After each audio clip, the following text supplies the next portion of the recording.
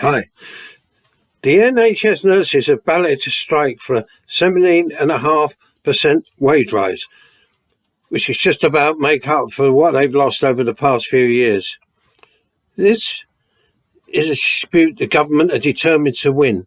With the R.M.T self-neutralising itself for the time being, a nurses' strike will now be the major priority for the government to undermine.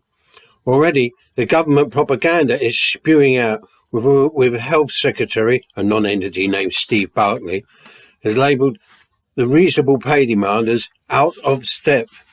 The right-wing media, which is most of it, who were praising the nurses to the high heavens during the pandemic, are building up the nurses' strikes as the work of a new folk devil, from angels to demons, as unacceptable, immoral. Well-rehearsed stories about patients in peril, unable to receive treatment, suffering and dying. The public, who were applauding the nurses on their doorsteps, can be turned and whipped into a frenzy by the right-wing media.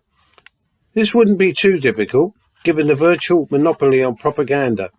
The nurses' professional body, the Royal College of Nursing, and note the Royal, will probably attempt to sabotage any strike action from within, as will the government, who've been preparing for such an eventuality for quite some time, drafting in the army, using agency nurses. The T.U.C, in their usual spineless manner, will abandon the nurses, as shall Labour and Starmer.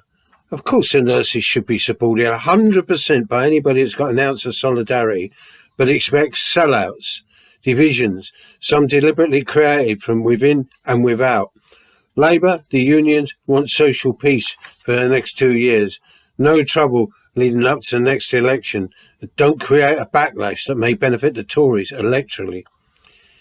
Any way out of this never-ending conundrum can only emerge elsewhere, wherever that may be. It ain't going to involve the unions or Labour, that's for sure.